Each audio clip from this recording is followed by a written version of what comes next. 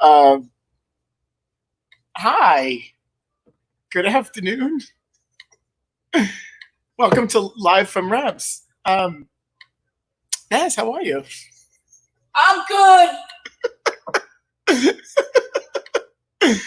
Oh, our poor Naz is on the phone, been waiting on hold for quite some time. So at first I thought maybe she forgot me or forgot that we've been doing this for, I don't know, 90 days. plus days. And she's all of a sudden, I have to say, you set your time and you make a phone call and you want somebody to call you back and then you wait on hold and it's never it's always the unexpected. That happened to me last week. That's why even today I had one. I said, I'll just wait. Poor Naz. She's here. She's not really missing. Hi.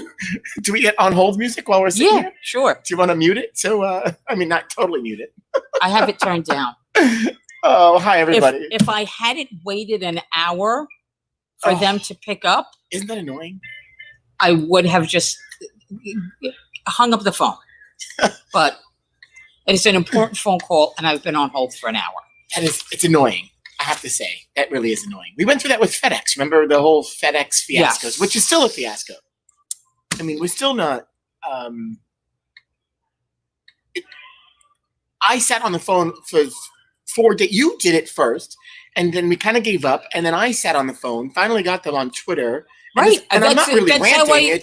That's how I ended up reaching out to them. I told you, on getting them on Facebook or whatever social media it was. Finally, in order to get out packages, you have to intercept them, and that's not even working very well right now. Crazy. So it's a little bit of craziness. I get it. Hey, hello everybody. Welcome to Live from Rab from Inside Rab's Country. Hi. It's not as quiet here today as it was Saturday when we were here. No, there's a little bit of there's a little bit of activity everywhere, Frank. There really is. Well, happy phase 2. Phase 2 has begun. Phase 2. Yeah. I hope that what's going on with me today is does not portend what was going to be going forward from here. But hopefully things are smoother. I, unlike you, do not have any pull at my hairdresser, so my appointment is for next month. Oh God! I have to say, I got the email and saw some stuff on social media, and they're all trying to be as proactive. And so we do go to Visage up the block, and Michael's great, but he's been ranting and raving through this whole time, and it's been very trying. As any homeowner, been very lucky. Business owner feels. The girl who cut our hair was coming to the house, and doing all of us, including little Thomas. Oh, how convenient! Thomas got a haircut from the neighbor, and I mean, it was okay, but it needed some work. Right. But it's tough. Everybody's now calling, trying to make appointments. Of course, I knew it was going to be impossible. Very interesting dynamic. But today, phase 2, outdoor dining. So congratulations and good luck to our local restaurants that are there's quite working a bit of to buzz. get open today. You know what's really funny? It's funny to see the ripple effect of the other businesses that are indirectly affected. So I was at the nursery this morning, and everybody was abuzz because a lot of these outside places, they need trees. Yeah, they need trees. They need flowers.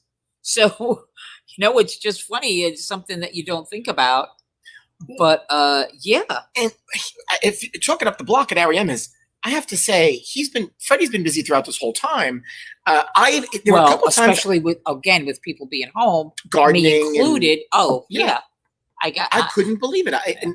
And no different than what's Schweizer on Richmond Road. Schweizer. Yes. I've noticed he was busy, but I noticed him more because one, he's here, and it's right down the block. And we go there, and every time I was like going to stop, I was like, you know what? I don't really need to stop. I picked up a couple. I called him, put some stuff on the side, and then I was like, "Oh, you know what? Let me go check out some produce." And I got turned away because it was one of those. It's not that important for me to go wait online like this. Correct. And so it's funny that the restaurants are all out there.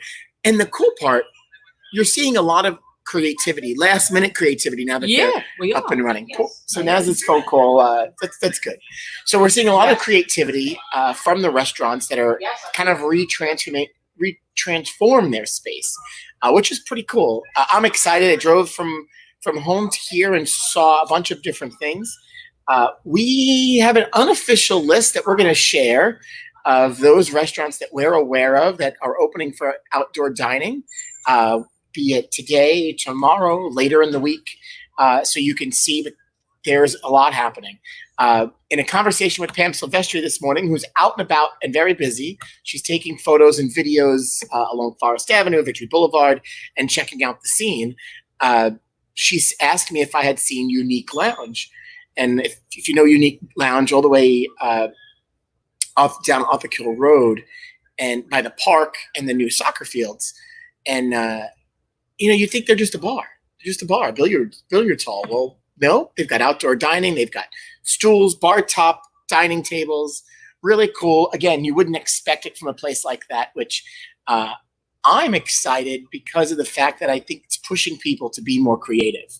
And so in this case, being creative is a wonderful thing, and hopefully they'll all stick with it. Naz, did you see anything else on your drive into work today? This isn't easy. It's not very easy. Oh, if this is any sign of what phase 2 could be like, this is not a bad thing, because phase 4 is coming, and we'll be really excited. Hopefully all goes well. It looks, I believe phase 3 is July 6th. And if all goes well, phase 4 is unofficially July 20th. No dates have been released. No guidance has really been released.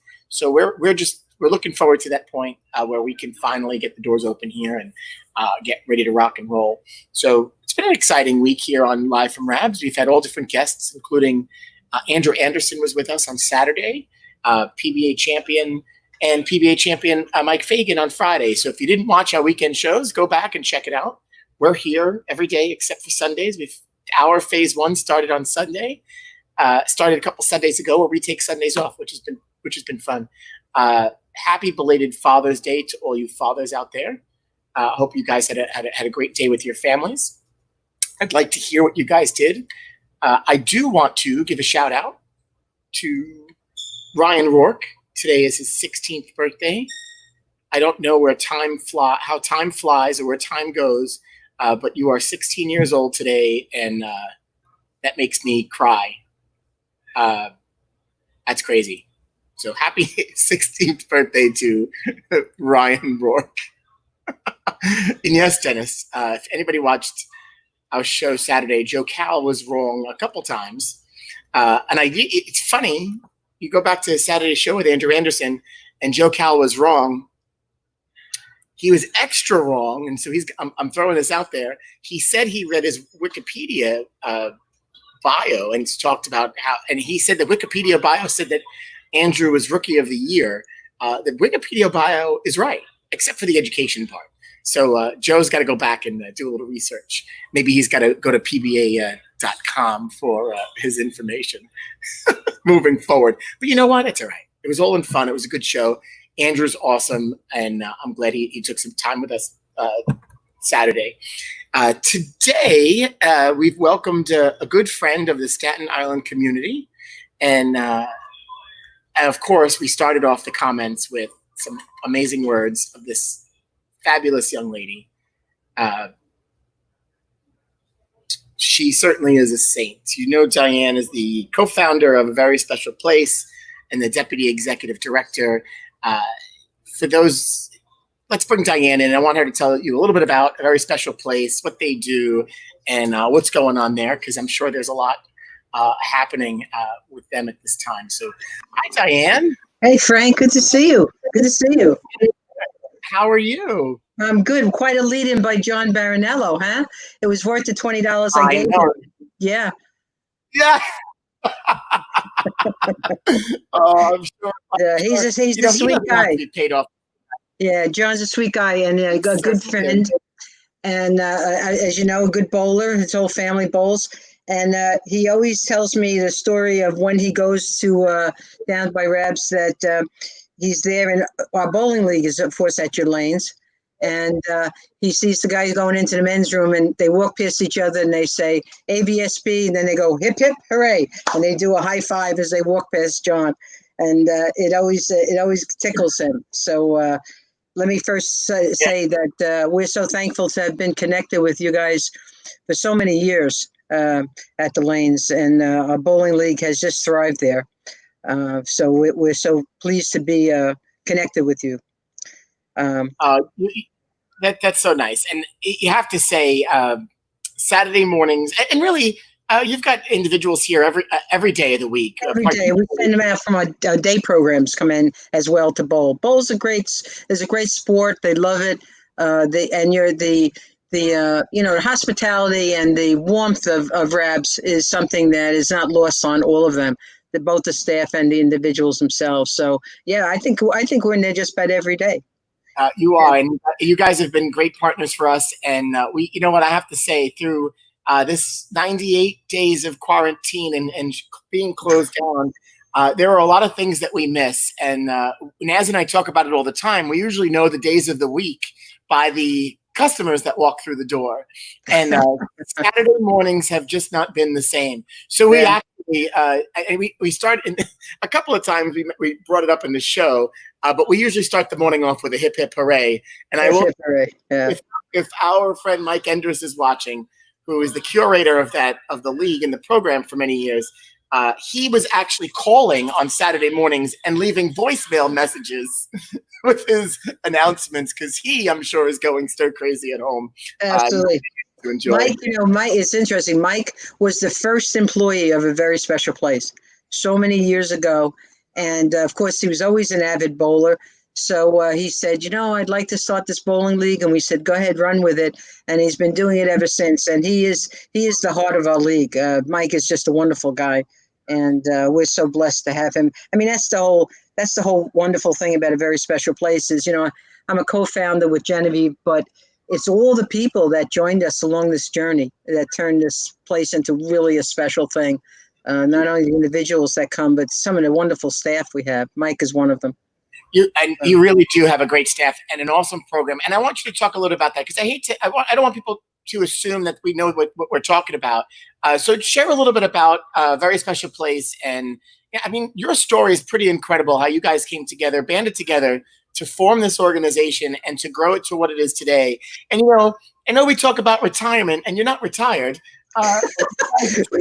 Every time it's almost, it's not funny, but it's almost ironic. But I think you share sort of my sense of humor, Frank. It sort of is funny. The first time I said we were starting to, cut back and we were starting to retire, we got hit by Sandy, right? Right. And we got damaged terribly. I mean, because we're right down on Cedar Grove Avenue. We got hit at 9 feet, took out, the most of the building. And so that was that. So we had a superstorm. Then the next time we said, okay, we squared that away. We'd lost over $1 million and we rallied back from that. Next time we said, well, I think it's time now. We had a damn pandemic, So I said, from now on, let's not discuss retiring. Let's just walk out slowly, quietly out the back door, because we're affecting the world at this point. We're causing calamities whenever we say we're leaving. So we're just gonna sneak out the back door at some point. But a very special place. Jen and I worked at Willowbrook State School, which, for people who don't know, some people think Willowbrook is a mall in New Jersey, but it's really was a state school, an infamous state school here on the island. It was built to house with maybe 2,000 people, and it ended up having 6,000 people there. And very understaffed, very underfunded. And naturally, when that comes together, it's the perfect storm for there to be some really poor services to people. People lived in incredibly crowded conditions, no staff to assist them. And it was just a very bad scenario. And even though there were people there like myself and Jen and hundreds of other people that really were trying their hardest, institutions really were never a good idea. And so people really ended up in these really inhumane warehouse situations. So we worked there, and what happened was the expose with Geraldo Rivera, right? He comes in 1974. And actually, before Geraldo, there was a series of articles in the Staten Island Advance by the Staten Island Advance reporter who really broke the story first, Jane Curtin. And that was in 1974. And right behind her came, around 5 months later, was Geraldo's expose, which ended up closing the facility, a consent judgment by the federal government say you cannot treat people in this manner. They need protection from harm, which was the whole basis of the judgment.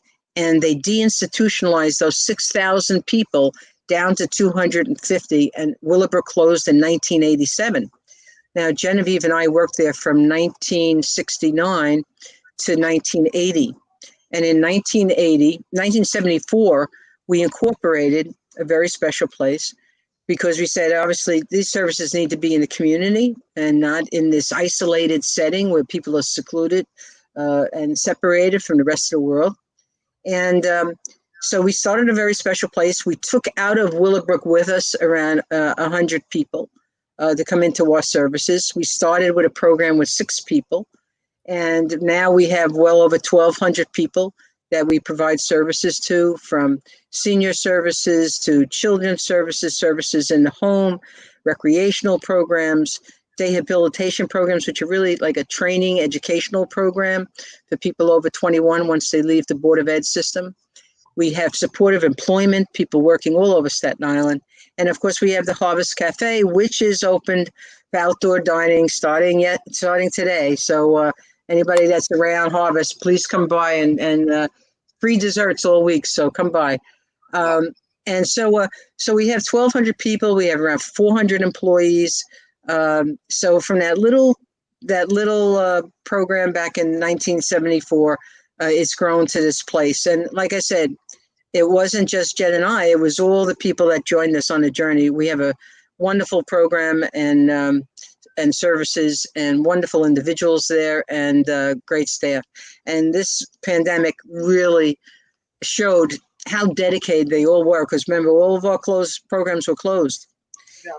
And so people are home, and I gotta tell you, every once in a while when I'm in Dunkin' Donuts, I'll see some of the bowlers. They're in there with their family, or they're getting coffee themselves, and oh God, when are we going back? When are we going bowling? When are we going grabs? We miss everybody. And so everyone is feeling this pandemic on all levels, right?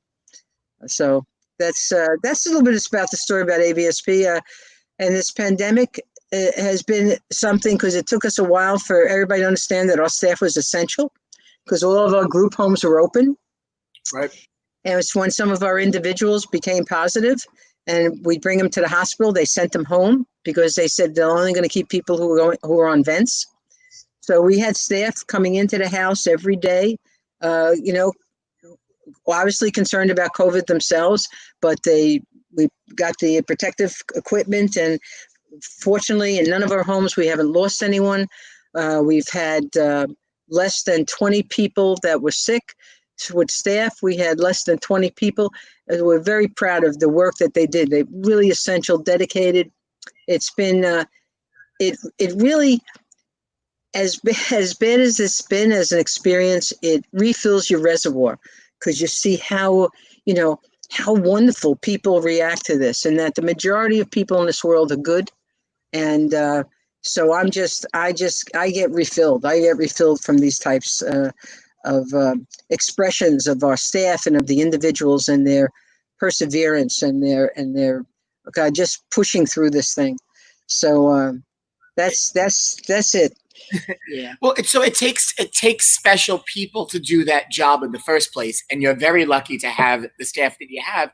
And for the individuals, I mean, as adults, kids, I don't care who you are, no human being is designed to be cooped up, Right. in quarantine, absolutely. and not have the ability to go out. So now, when you have some sort of a disability, intellectual disability, whatever it might be, it's even worse, because you don't have an understanding of it. Right.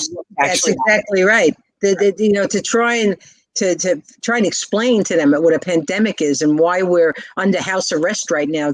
At first, they're thinking they did something wrong, right? I want to go to program and you can't go. Or I want to go to school, you can't go. And so that so you just then have to run with that and just make the days as stimulating as you can to almost distract them from the fact that they're not in the middle of their usual routines.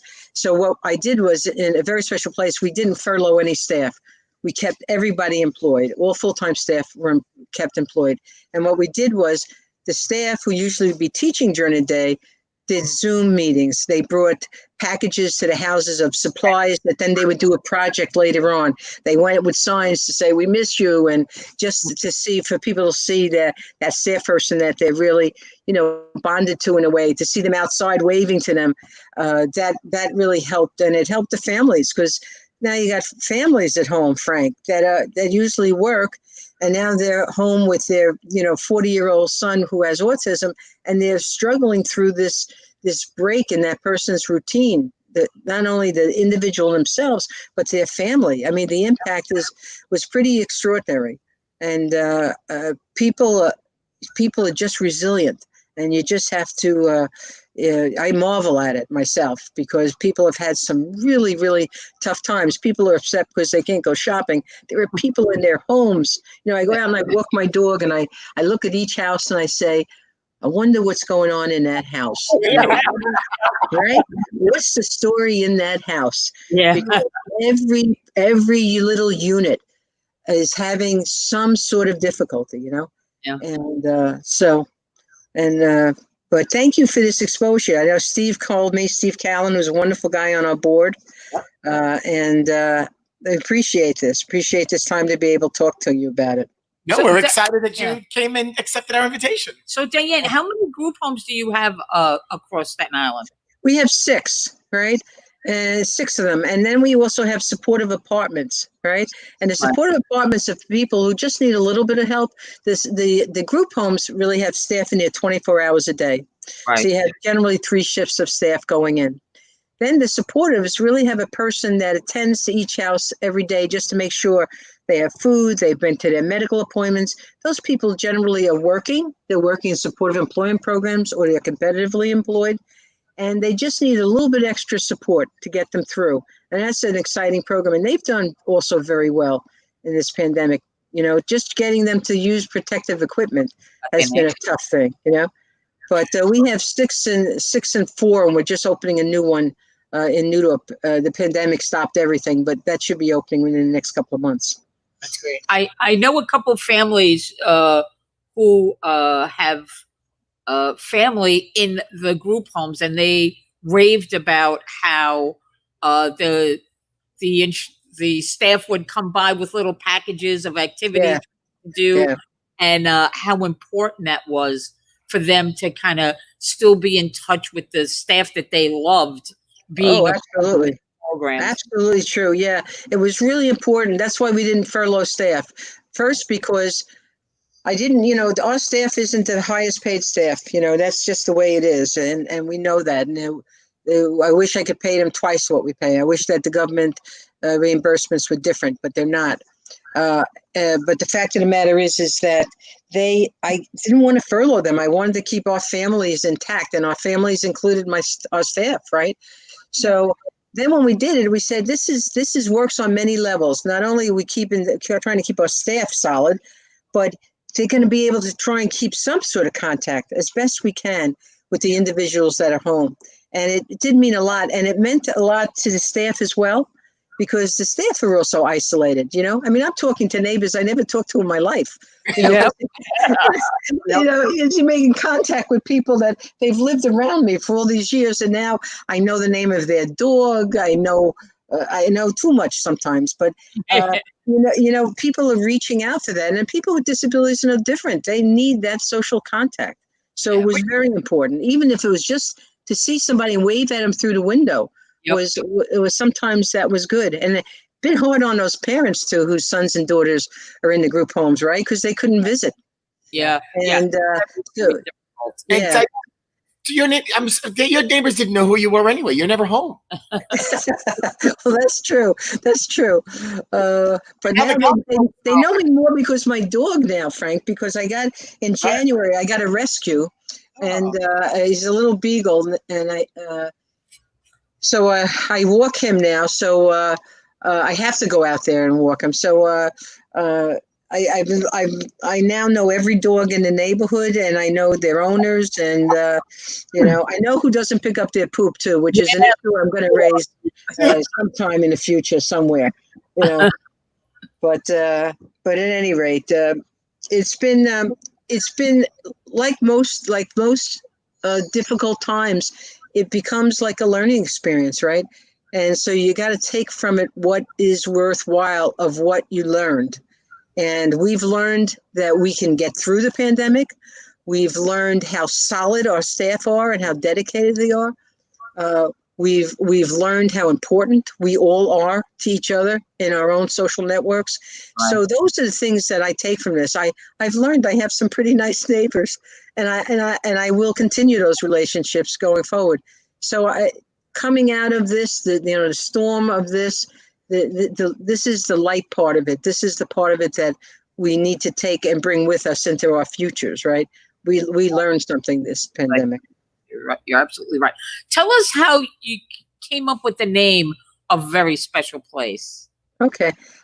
Well, as I said, Genevieve and I worked at Willowbrook, and at the time when they started to deinstitutionalize Willowbrook, what would happen, and it was an amazing thing to have experienced, they would just show up with a bus one day, and they would have these bags, and they would put, the kids had no belongings, or the adults had no belongings really, and they would just put some clothes in a bag, and they would leave.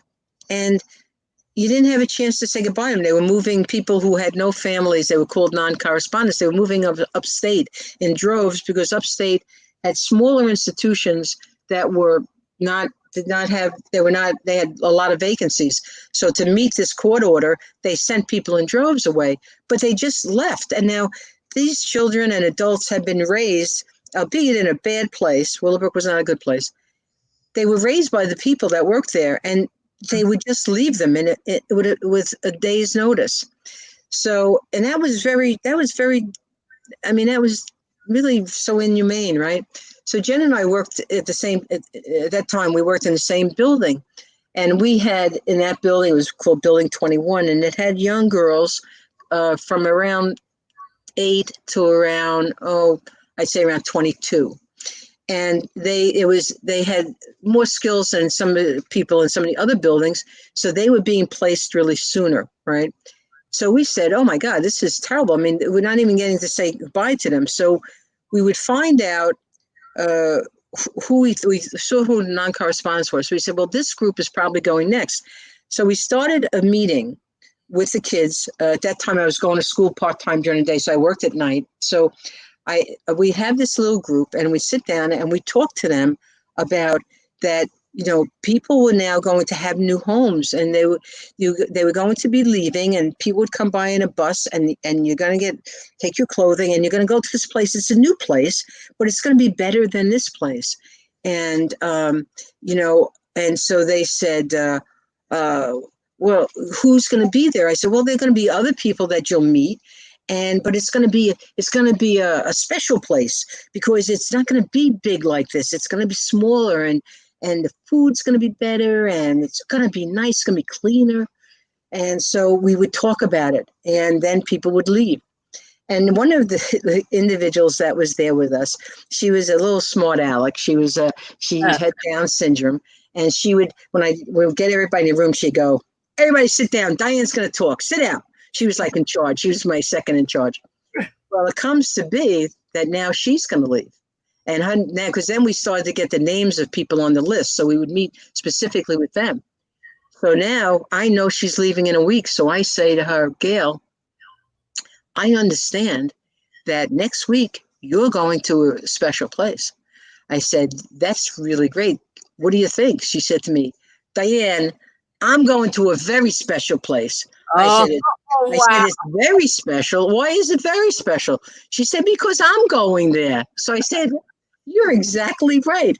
I said, that's right. It will be a very special place. That's a So when Jen and I incorporated a couple of years later, we were naming it, the Richmond Center for Disabilities, the Staten Island, blah, blah, blah. And then we said, we should just name it. I said, Gail, I'm sorry, it was Jill. I said, we should just name it what Jill said. Jen said, you're right. We should just call it a very special place and make sure that it's always theirs, that it's not, it's not about us or the staff, that it's about them. That makes it special for them. So that's how we came up with that name. And so Jill actually named it, That's kind of like a reminder also of what you're about and what you're there for. So yeah, I like that. Yeah, absolutely. I want to tell this story. I tell it a lot when I talk about Willowbrook, and I talk about the first day that I went there. Now I'm 19 years old. It's the first real job I ever had, and I took the job, quite frankly, because I could wear jeans to work. I had moved out of my house already, right? And I needed to pay the rent. I didn't even think about it. It was around three of us living together. And it was the late 60s, so everybody moved out of their house really young. So I get this job, and they give me, the first day I go in, I'd never met somebody with a disability before, and so I get this key, and it's a steel key, right? The old skeleton keys, the old skeleton keys, but this is a very, very thick key. It's very heavy and it's thick, and it opens these steel doors that were in the outside of every building. So I get sent to this place, and it was called the baby unit then. And I go and I open this first steel door, and I walk in, and there's another steel door, and I open that, and I walk into a foyer, and I say, my name is Diane Buglioli, and I'm here. They said, well, you're going to go down to B ward or C ward. Go down this hallway. So I walk down this hallway. It's very drab. It's like tile under your feet, like a granite tile. Everything's very drab on either side of me. There's no pictures. There's nothing. There's all locked doors on the hallway. And I get to this last door. It's really the fourth door I'm going to open. And now in my 19-year-old head, I'm saying to myself, who is locked behind these four steel doors, right? Am I in danger here? What have I gotten myself into, right? But I'm 19, so I think, well, I'm here. So I put that key in, I turn it, I push this very heavy door. I never had such a heavy door in my life. And I walk in, and who's behind that door but 40 toddlers? Oh, gosh. And some run up to me, some are sitting on the floor, some are in what they used to call cripple carts, were like a rolling mat almost. That was bordered by wood that rolled, and they were sitting, a couple sitting in that, a couple sitting on mats. Well, some walked over, pulled my pants, and said, "What's your name?" And I had this moment that even when I retell the story each time, I get this little twinge in my stomach, like, what in God's name are these kids doing behind four steel doors, locked steel doors? And that's always been in the back of my head every day I've worked in this field, that this can never happen again, right? That this was so wrong. I don't know how exactly we got there.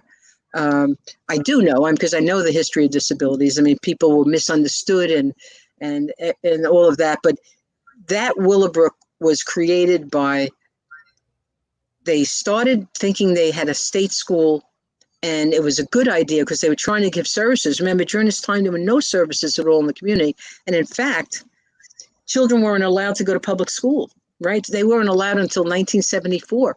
So if you had a kid and you went to public school, they told you your child is not allowed. So that it wasn't until 1974 that public schools had to accept children with special needs. So prior to that time, parents had nothing. So this state school was hopeful, but then the government just stopped funding it. They overcrowded it, and they neglected it. And that's the trend that we have to watch out for today, right? Yeah. That we don't come up with a good idea, sounds good, and we do it, but then maybe it's a little bit too expensive.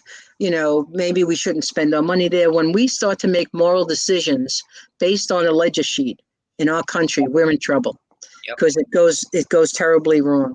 So that's the feeling and the passion that has always driven Jen and I, because we saw that other side, and Frank, from being around them, they're just, there can be some pretty cranky and nasty people with disabilities. Just like everybody else, right? Just like everybody else. But when you meet them and you get to know them, and they care about you, they're just wonderful people. Wonderful people.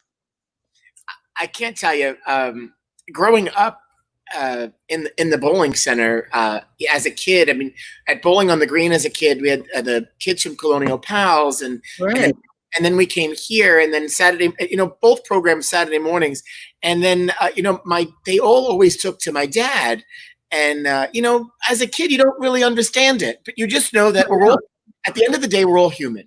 Right. And I don't care who you are, color, whatever, it doesn't make a difference. And disability, I mean, we're all people. And so to have these conversations, I mean, I have more intellectual conversations with your guys than I do with other people. And, Saturday mornings, I have to say, we got to talk to you. We got to talk to you about that one, Frank.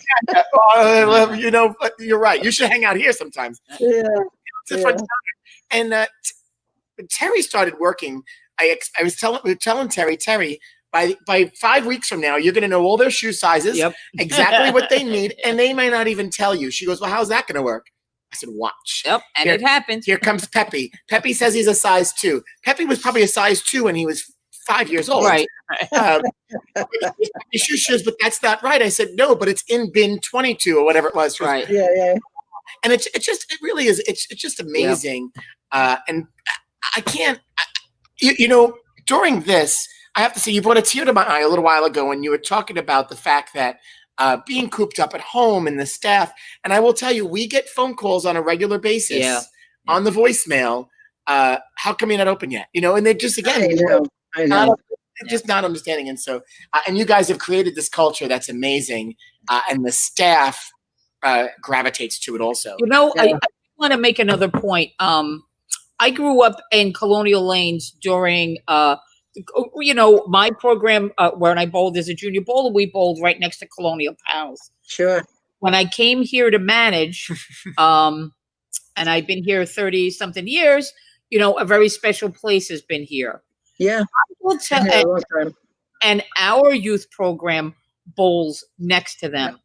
I have to say that my own personal experience, and from what I see, the youth here experience too, just for them to have the exposure of being in the building with them and kind of feeling that they're all here doing the same thing at the same time, all having fun, is a great learning life lesson, not for our youth bowlers. And they come across them all, throughout the building, whether they're online at the snack bar or whether they're going to the bathroom or whether they're cheering for them, because they do that little cheer, and the whole youth program does it. And I just think that that's invaluable, because it kind of lessens the stigma for them, and kind of gets them to, maybe if they see someone later in their life, they don't, they won't feel maybe afraid to interact with them, or just treat them like any other person.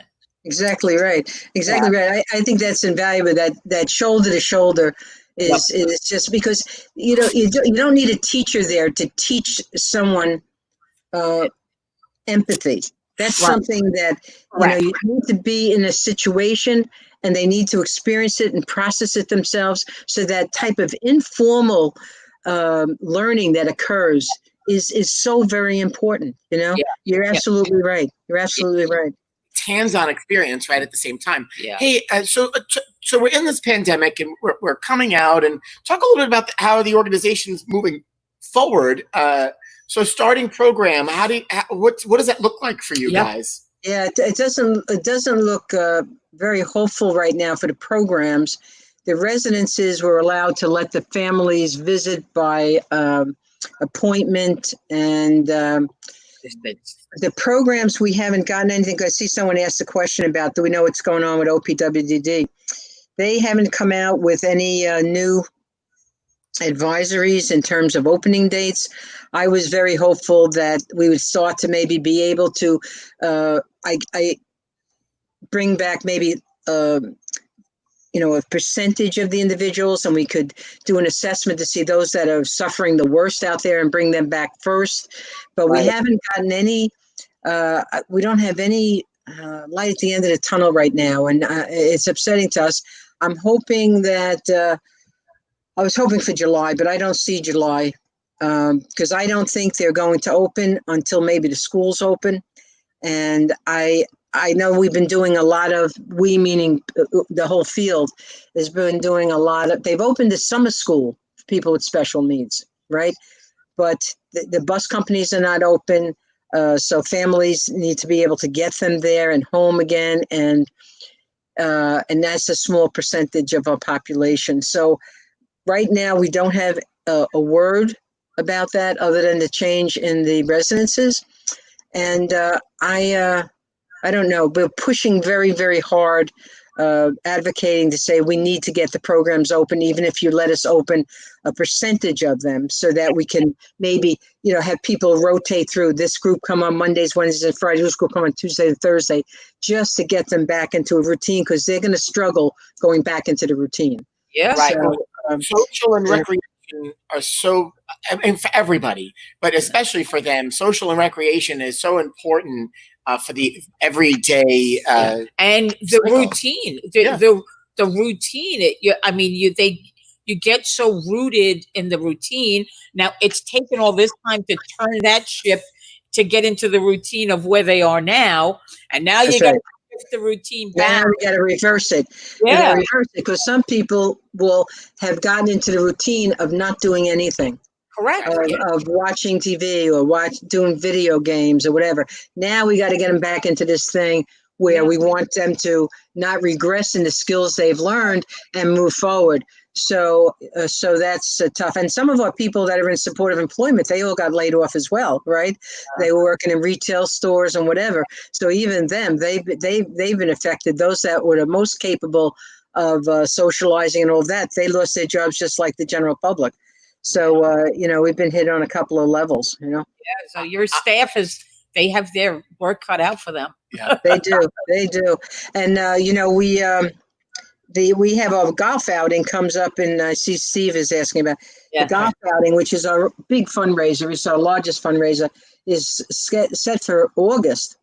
And so we're just crossing our fingers on that. We have a lot of contingency plans, but we're going to try and get that one together. And we'll be sending out a save the date card, and we just don't know how it's going to play out, but we know we're going to do something. It is our largest fundraiser, and God, we've had people be so devoted to us over the years. We have people that have been there for every one of our golf outings, for the last 30 years. So this would be 31. You guys have a big 31. anniversary. Yeah. 31. Yeah, 31. So you talk, because you guys, Frank, when I think of this, because I see that Kevin Hunt just wrote something. I asked, and I don't know if it got extended to you or not. I always wanted you guys, both of you, to come to the sports awards dinner. It's so fun. Because you guys would just, you see the way they are. Sports Award Dinner has the bowling awards as well as all the other sports, right? And the part I love about Sports Awards Dinner is that they root for each other. Yeah. They root for each other so much, and they're so excited and proud of themselves. And I don't ever remember seeing you guys there. And you definitely, this is a public invite. The two of you have to come to the Sports Award Dinner, because you sort of make this happen. You really set up a wonderful and inviting environment for our league all these years. And I appreciate Dad as well. And you've picked up the goal and just run with it. So I want you guys, this is a public invite. You're invited next year in June. Be there.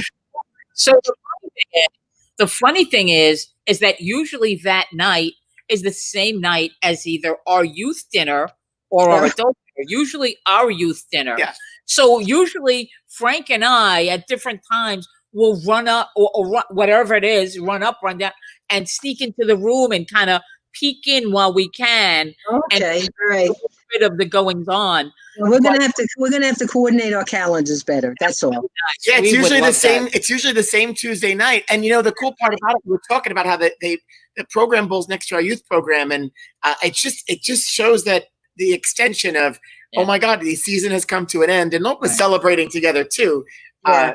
Yeah, I've gotten a little glimpse of it, but you're right, and so I appreciate the invite. We will make it our point to. We'll have to work out. We'll work out that calendar doesn't. We'll have them check. Because you're such socially busy people, so we'll have to adjust to your schedule. We certainly all are. Hey, I want to go back to the golf outing a bit because you touched on it. You guys rely heavily on grants and donations, and your biggest fundraiser is this golf outing. I mean, it's really your only fundraiser, so to speak, right? It is.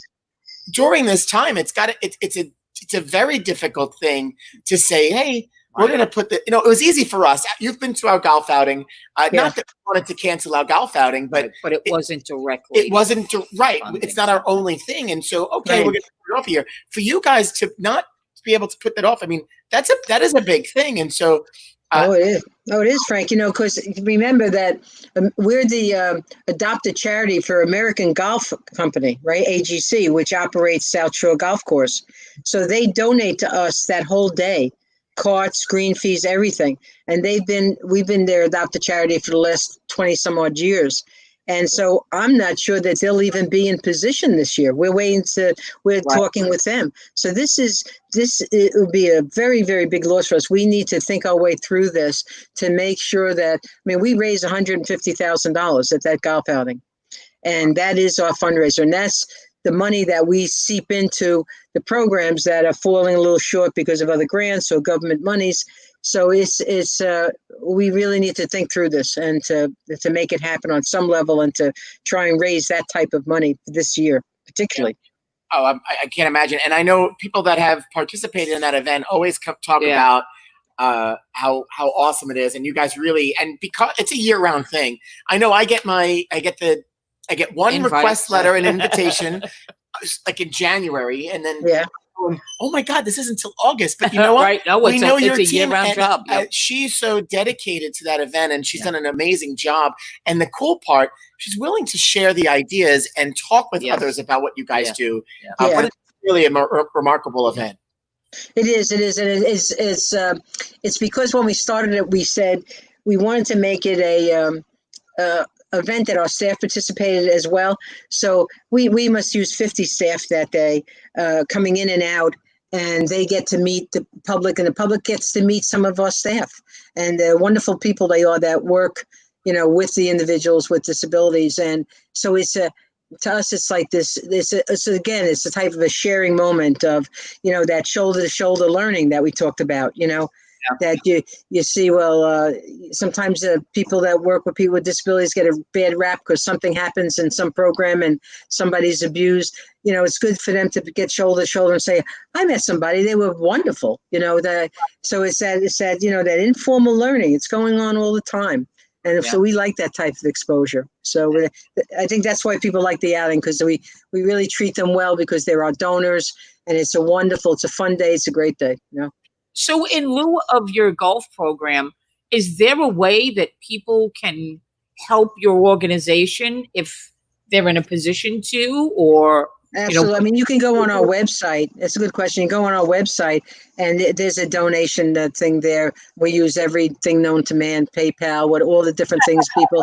And you can, we take your money in any format, What's those things? What's the internet? What are they called? What's the internet coins? Bitcoin. Yeah, we just don't do that. We don't do that yet. We take everything else, Venmo, PayPal, everything, and people can help us that way. And the Staten Island community has always been generous with us, so we're hoping to get through this year as well. Yeah, that's great. And you have forget not only your staff, and I know you have several board members here, so be careful what you say, right? Oh God, yeah. I always gotta be careful when Steve Callan and Kevin Hunter are around. I gotta be careful because they'll misquote me anyway. The two of them. So And we have to keep them separate at board meetings, Frank. Those two. and in addition to those two, Terry McCormick and Gene Ringhoff, I would tell you, Oh God. biggest champions out there. Absolutely. Oh my God. I mean, our board we're so fortunate on board. I mean, we have, Jean is just, she's something else. And she just does she's on so many different boards. She's a wonderful woman. Steve and Kevin have been with us forever. Danny Will from Office Equipment. I just don't want to miss people. Marion Tasso, who used to be the secretary over at Another bowler. Yep. Yeah. Then, I'm trying. I don't want to miss anybody, but I will. Right? We won't tell anybody. Yeah, Marie Rothbard. Well, I hope they watch this. But there's just a whole list of names there. Susan Montella, who's on our board. She's actually the third founder of Very Special Place. She's always been on the board though. She never worked there.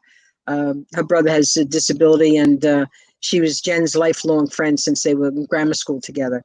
So we just have a wonderful board, wonderful people on it. Excuse me. I don't know where Gene Ringhoff has been having lunch for the last 90 days, but I know if you're looking for her or Juliet from Northfield, you would find them in the Harvest Cafe. And before we let you go, I do want you to talk about the cafe because I love the cafe. I've been there many times. We have too. The food is fantastic. Service is wonderful. Oh, and I love some of the guys talk about their service. And they absolutely love doing what they do. So talk a little bit about the restaurant, and for people that don't know about the restaurant. Well, Harvest Cafe is at 694 Newdope Lane, so it's across from Gateway / Miller Field. It's just up from Nini's, and it is a breakfast and lunch place, open 7 days a week. We have a great menu. It's a lovely environment in itself. We tried to make it very homey and very soft colors inside. And then you're going to get served. You're never going to have anybody bust a table like the people that we have that are training there. You've never seen such a happy bus person in your life. They're happy to talk to you. And what's wonderful about it is during the daytime, Monday through Friday, people are training. And they train in busing. They are the greeter. They work cleaning. They work prep in the back and dishwashing. And they move through those different phases. And then when they find one they like, then they work in it and they train in it. And then eventually we place them in jobs. We have people working at Canlin's, for instance. And we have somebody over at, oh God, he's going to kill me. Not Vanderbilt, the restaurant next to it. Outfit. Thank you. And we have people working there. So, and then they move on. And sometimes they just move on to a retail place because they've gotten used to dealing with people. But on the weekends, the people that are there are people that we've hired back, and they're in our supportive employment program. So they're getting paid. And then after that, then we would place them into another environment. And it's successful. It's warm. The food is very good. Our chef, Nick, is a wonderful chef. Nice choices. Best crab cake on the island. It's a good, I don't know anyone that really speaks poorly of it. Anyone that's been there comes back. They come back for the food, but more than that, they come back from the experience. Yep. And what's wonderful about it, the same thing you talk about, the shoulder learning, right, that we talked about before.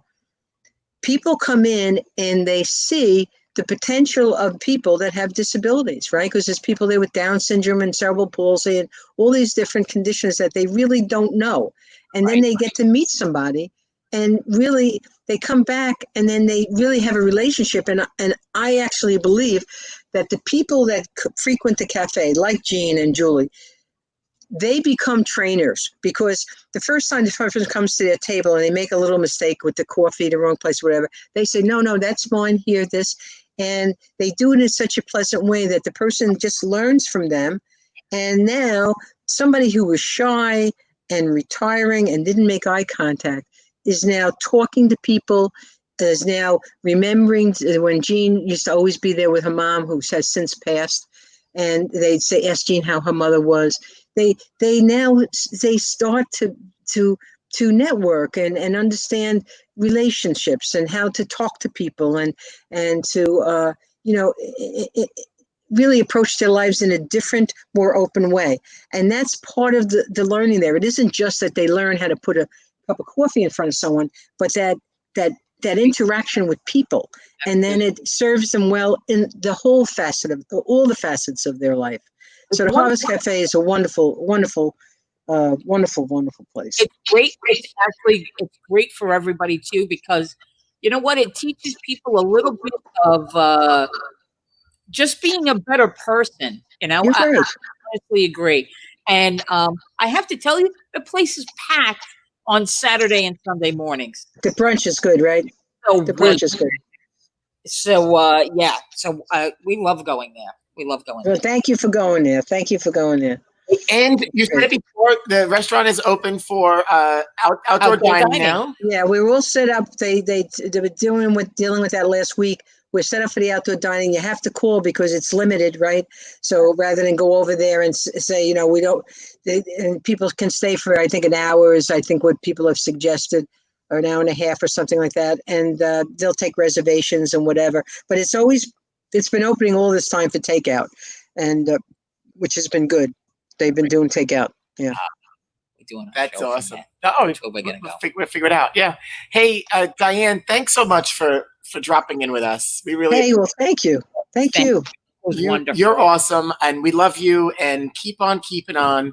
And you too. You too. You're good guys. You got white hats. You wear white hats. You're good guys. We thank you for the brotherhood of working together, trying to make life better for people recreationally. That you do through having your lanes there and the different things that you do. I go to some of your events because I am friendly with the Baronellos, so I go in there sometimes to see them bowl and to watch Twinkle Toes. I call John. He's Twinkle Toes. And you have quite a wonderful community that you've established. So we're glad to be shoulder to shoulder with you. Thank you. The world is a better place because of people like you. And you, all of us together. We need more. We need more Diane and Genevieve's, by all means. And give our regards. And thank you. And stay healthy, okay? You too. Take care now. Bye-bye. Bye-bye. I mean, energy. Come on. What? Go ahead. It's just to see the journey and what it takes for somebody to see things not being done right and have the strength and foresight and to make it better. I mean, because it's easy to give lip service and it's easy to say, this isn't being done right and somebody should do something. Well, you know what? One person can make a difference. One person could stand up and say, you know what? We're going to do something. And stories like this I get goosebumps and I get choked up. But they are wonderful people. I can't even, I can't even imagine what the world would be like without people like that. They truly created a very special place. Oh my God, that story. I had I was making up my own stories in my head of where they got that from. But it's, you know what? To me, that's like a mission statement. You know, like how you want your business to have a mission statement? Their name is their mission statement. Yeah, it's so fitting. It's beyond fitting. It's wonderful. And I've had the opportunity to hear both Diane and Genevieve tell that story in different venues. And I hear it all the time. And, a lot of people take credit, good and bad. And for the takedown or the change in this field when it comes to the Willowbrook State School. And, they really can hang their hat on that because And they you- really not only working there and being there on a regular basis, Right. but in seeing it. And they tell those. I mean, there are more stories that Right. Diane could tell stories for days specific to that. Yeah. But other people, while they were they certainly championed the effort of the change. When it came to Geraldo Rivero's story, most people don't realize that was a big thing for that time. Oh, it was huge. I was seen young. it later on and hear these stories. I was young, but I was not that young, and I had gone through a training of through the Red Cross of babysitting and doing care for people who had disabled kids, mostly cerebral palsy. So I did do some of that as like a teenager, and I always kind of sympathized with the plight of the heaviness of and the joy, and not that you don't have joy when you have a kid, but the responsibility of just how overwhelming it is. And it's not to me, it's not the takedown of Willowbrook. It's it's the people who brought it forward and made things better. Because anybody could go into a place and say, "Yeah, this is terrible. We're going to shut it down." And then, like she said, they were shipping people upstate, and even though it was a better place for them to be, but they truly kept people close to their homes and close to their families, and just made it a place where families can find some comfort in, because there were so many tough decisions, bringing up a kid or and then having an adult who's disabled, and they kind of bring people through that and help them with the decisions. And I want to say they make it wonderful for them. I know several families who have their grown children in group homes, and even throughout this most horrible last 3 months, they have handled things. And one of the people she's a nitpicker, and I don't blame her, without a hitch. She could not be happier with how her brother has been through this whole thing and how the staff has been. And listen, I could just go on and on. I'll stop. I missed the whole beginning of the show, so I have some catching up to do. It's all right. I won't hold it against you. We did put the Amber Alert out for you. And we're very Staten Island. I mean, it's a special place itself. Special. And different. So this community is so tight knit, and we're so fortunate to have multiple organizations that help this community. Mm-hmm. On Your Mark, a very special place, the Exceptional Children's Social Club. I mean, you could talk lifestyles, and there are so community many, resources, and they do so many different things. And at the end of the day, they all also work together, and that's the cool part. And we're very fortunate that we get to serve a lot of the community by providing this recreational space that, again, we take it for granted. But you know what? To get out every day, to go do it and have that social interaction, recreation we talked about is so important. And a family to make a decision. Go back and think about a family having to make a decision to say, "Hey, I need a program for my son, daughter, brother, whatever it might be."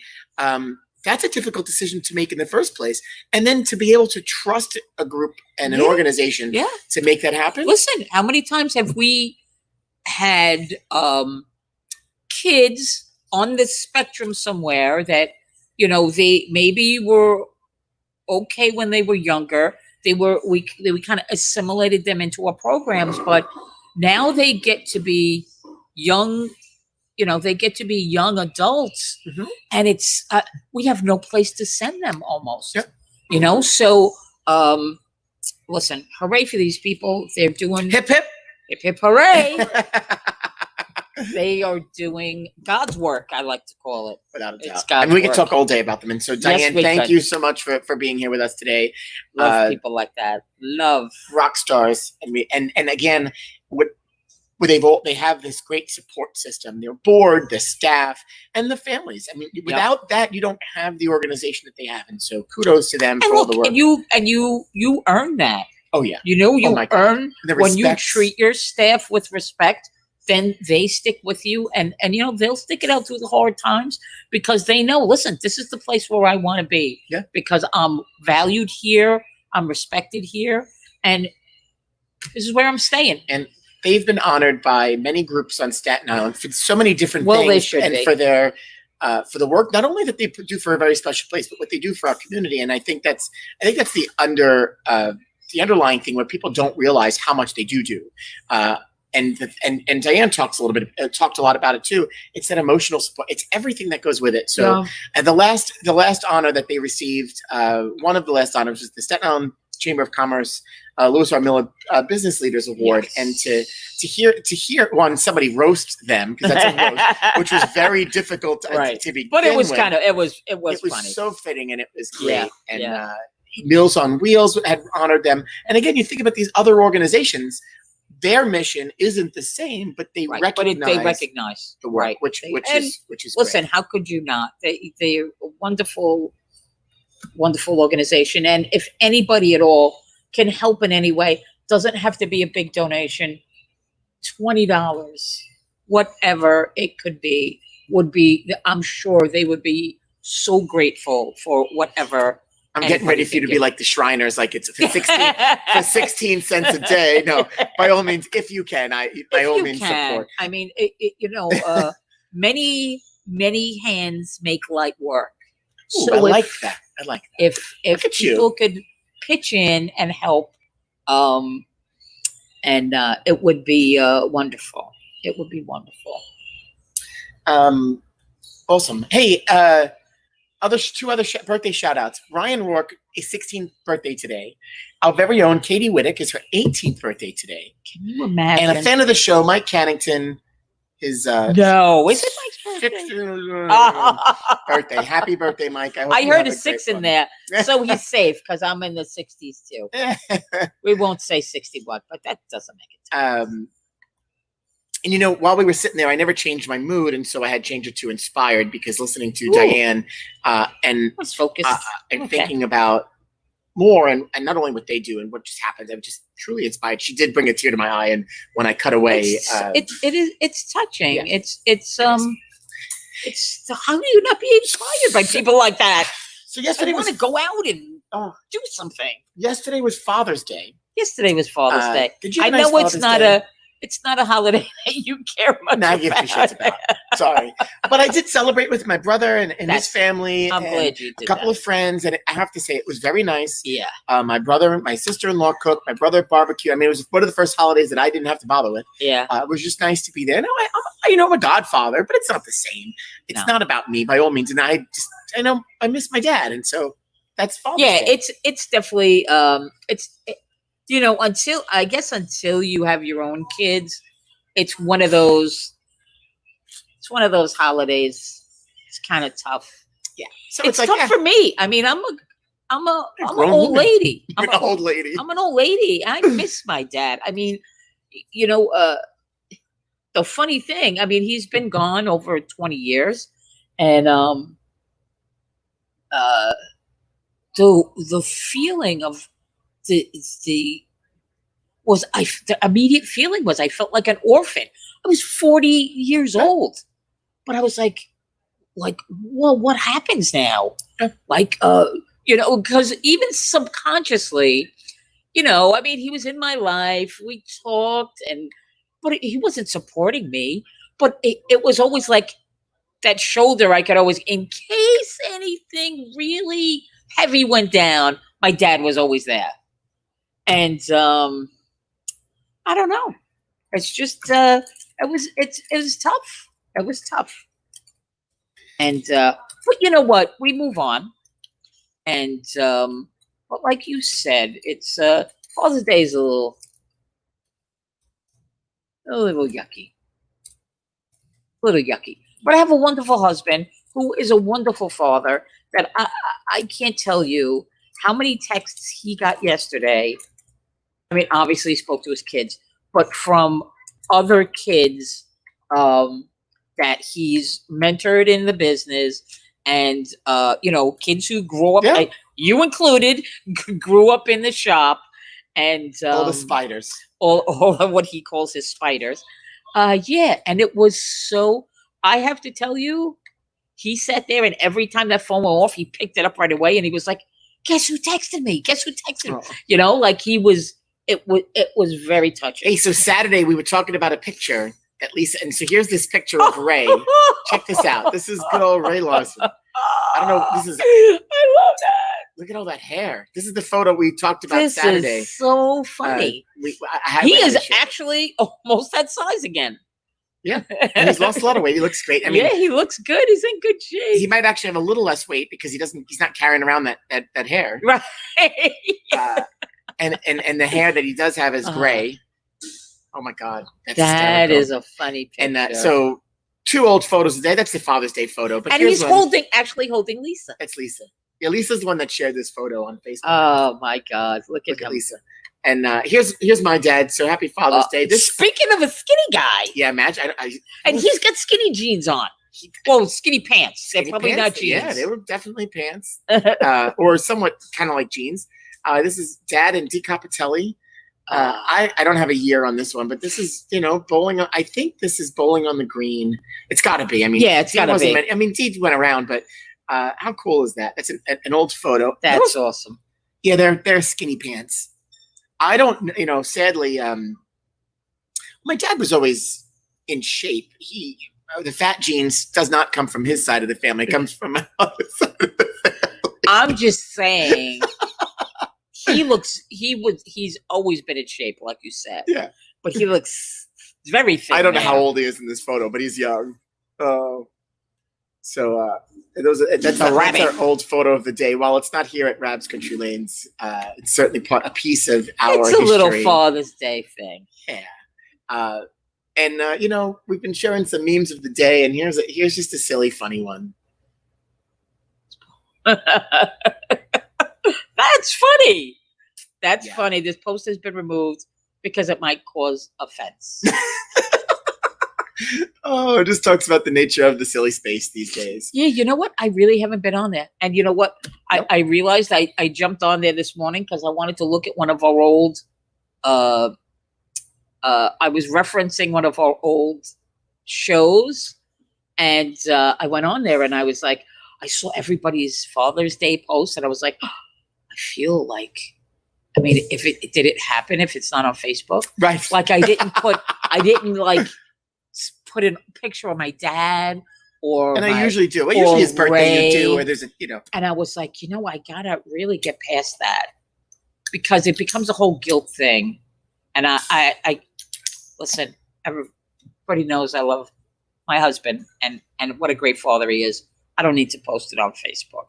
So I've been staying out of the space. I'm like, it's toxic. It's a crazy place to be right now. This is the only non-toxic thing you could find. There it is. And right you could here, go on TikTok. I don't find any. Oh God.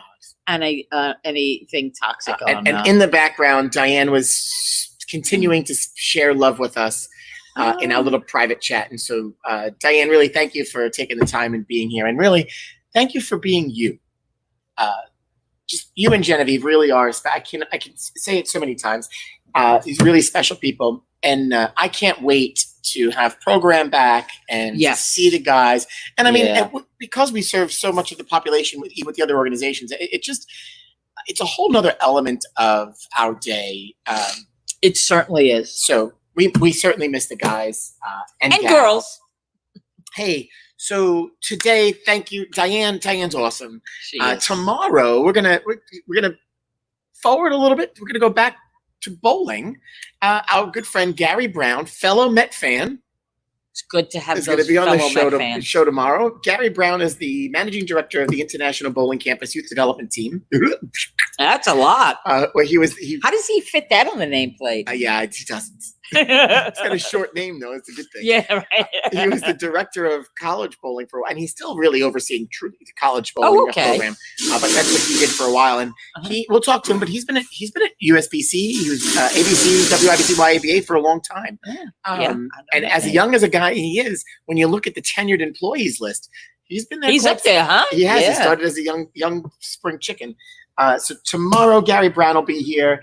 Before you know it, we'll be talking food with Pam Silvestri on Thursday. Yeah. We are talking about it. And, an idea came up while we're on the show. We're going out on the town at some point this week.